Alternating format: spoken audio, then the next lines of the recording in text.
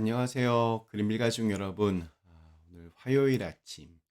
네, 오늘도 이렇게 매일 한 말씀으로 또 오늘 하루를 시작하는 모든 분들에게 오늘 하루 동안 하나님께서 나에게 주신 사명에 다시 한번 눈을 뜨고 또 그 하나님과 함께 하나님의 선한 일들을 이루어갈 수 있는 그런 귀한 날이 되시기를 간절히 기원합니다. 자, 오늘 저희는 예레미야 40장 우리 1절에서 6절의 말씀으로 함께 오늘 이 아침을 시작하도록 하겠습니다. 예레미야 40장 1절에서 6절의 말씀. 사령관 느부사라단이 예루살렘과 유다의 포로를 바벨론으로 옮기는 중에 예레미야도 잡혀 사슬로 결박되어 가다가 라마에서 풀려난 후에 말씀이 여호와께로부터 예레미야에게 임하니라. 사령관이 예레미야를 불러다가 이르되 네 하나님 여호와께서 이곳에 이 재난을 선포하시더니 여호와께서 그가 말씀하신 대로 행하셨으니 이는 너희가 여호와께 범죄하고 그의 목소리에 순종하지 아니하였으므로 이제 이루어졌도다. 이 일이 너희에게 임한 것이니라. 보라, 내가 오늘 네 손에 사슬을 풀어 너를 풀어주노니 만일 네가 나와 함께 바벨론으로 가는 것을 좋게 여기거든 가자. 내가 너를 선대하리라. 만일 나와 함께 바벨론으로 가는 것을 좋지 않게 여기거든 그만두라. 보라, 온 땅이 네 앞에 있나니 네가 좋게 여기는 대로 옳게 여기는 곳으로 갈지니라 하니라.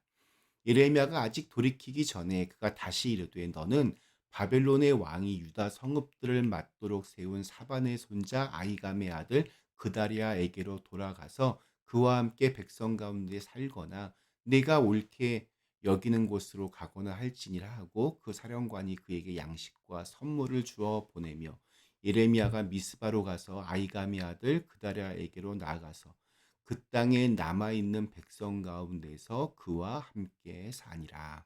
아멘. 네, 우리 오늘 읽은 말씀에는 바벨론의 그총 사령관이었던 느부사라단과 예레미야가 만나서 함께 대화하는 장면이 나옵니다. 느부사라단은 예루살렘을 점령한 바벨론의 군대의 총사령관이었습니다. 그는 예루살렘을 정복하고 남유다의 마지막 왕 시드기야를 비롯한 많은 이들을 포로로 끌고 갔습니다. 그런 와중에 예레미야도 만납니다. 이미 앞선 39장에서도 잠깐 이게 언급되었습니다. 느부사라단은 예레미야에게 3절에서 이렇게 말을 합니다. 여호와께서 그가 말씀하신 대로 행하셨으니 이는 너희가 여호와께 범죄하고 그의 목소리에 순종하지 아니하였으므로 이제 이루어졌도다. 이 일이 너희에게 임한 것이니라. 예, 참으로 놀라운 말입니다. 왜냐하면 정작 이스라엘 사람들은 자신들이 왜 패망했는지, 왜 끌려가는지 알지 못하고 있는데 바벨론 사람은 그 이유를 정확하게 알고 있습니다. 이는 마치 교회 안의 사람보다 교회 밖에 있는 사람들이 오히려 하나님에 대해서 두려워하고 또 경외하는 것과 비슷해 보입니다. 교회 내부에서 벌어지는 여러 이 행태들을 보고 혀를 차는 그런 교회 밖에 사람들이 있습니다. 서로 싸우고 다투고 험악한 말들을 주고받으며 교회를 싸움판으로 만드는 사람들을 보고 교회 밖의 사람들은 왜 예수님을 믿는 사람들이 이렇게 사랑이 없고 용서가 없고 긍휼이 없느냐고 이렇게 안타까워해 하기도 합니다. 남들은 다 알고 있는데 나만 내 문제를 모를 수 있습니다. 다른 사람들이 저 사람 예수 믿는다고 하는데 사람이 어떻게 저렇게 살지? 저렇게 신앙생활하면 안 되는데 이렇게 말을 하는데 나만 그것을 모를 수도 있습니다. 그래서 다른 사람이 특별히 교회에 다니지 않는 사람들이 나를 그리고 우리 교회를 어떻게 말하는지 어떻게 평가하는지 잘 귀담아 들을 수 있어야 됩니다. 그래야 정확한 내 모습을 바로 이렇게 볼 수가 있습니다. 예수님께서 예루살렘으로 입성하실 때 많은 사람들이 나와서 예수님을 환영하고 또 찬양했습니다. 그때 바리새인들이 예수님의 제자들을 비난했습니다. 아마도 이런 과한 찬양이 예수님의 어떤 그 이미지와는 맞지 않는다고 그렇게 생각했던 모양입니다.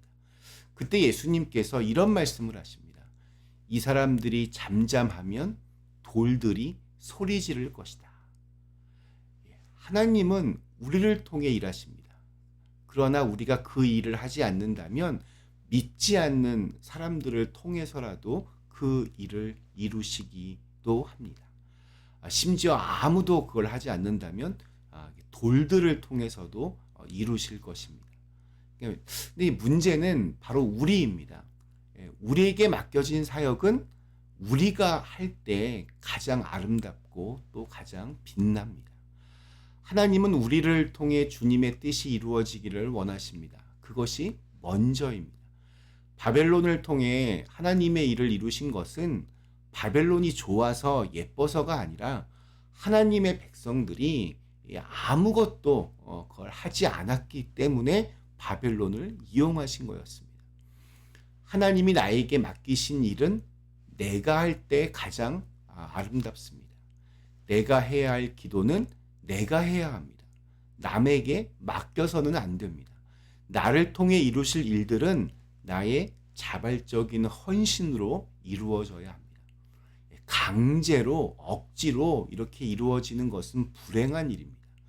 나를 세우신 목적은 나를 통해서 이루어져야 합니다. 그러한 자발적인 헌신이 주님의 도우심을 이끌 수 있습니다. 이 총사령관 느부사라단은 예레미야의 결박을 풀어주면서 세 가지의 옵션을 제시합니다. 함께 바벨론으로 가면 모든 것이 다 너에게 보장될 것이다. 두 번째, 당신이 다른 곳으로 가겠다고 하면 그곳에서 자유롭게 살 수 있도록 해주겠다. 그리고 마지막 세 번째, 사반의 손자 아히감의 아들 그다랴에게로 가서 백성들과 함께 그곳에서 살라는 것이었습니다. 세 가지 중에서 선택해야 합니다. 바벨론으로 가든지 아니면 예레미야가 원하는 곳으로 아무 곳이나 가든지 아니면 백성들과 함께 이 유다 땅에서 살지, 이 세 가지의 옵션이 있었습니다. 예레미야는 마지막 세 번째 옵션을 선택합니다. 미스바로 가서 그다랴에게로 가서 남아있는 백성들과 함께 살기로 결심합니다. 자, 근데 여기에 나오는 백성들, 우리 7절에 보면 그들은 바벨론으로 끌려가지 않은 빈민이라고 그렇게 말합니다. 바벨론으로 이렇게 포로로 끌려갔던 사람들은 어느 정도 그 엘리트 층들이었습니다. 나름 그러니까 선발되어서 바벨론으로 간 것이었습니다. 돈 없고 백 없는 가난한 이들은 바벨론에도 가지 못하고 폐허가 된 유다 땅에 아니면 그 인근 지역의 곳곳에 이렇게 도망치고 또 숨어서 그렇게 살고 있었습니다. 바벨론은 그다랴를 총독으로 세웁니다. 그러자 그 소식을 들은 유다 백성들이 미스바로 그렇게 모이기 시작합니다. 흩어졌던 이들이 다시 모인다. 이것은 새로운 시작을 의미하는 것입니다. 예레미야는 그곳에서 새로운 희망을 보았던 것 같습니다. 그래서 그는 바벨론으로 가지 않고 미스바로 가서 백성들과 함께 있기로, 함께 살기로 그렇게 결심을 합니다. 오늘 우리에게 주신 하루, 하나님이 우리에게 부탁하신 일들이 있습니다. 그런 일들이 좀 이렇게 생각났으면 좋겠습니다.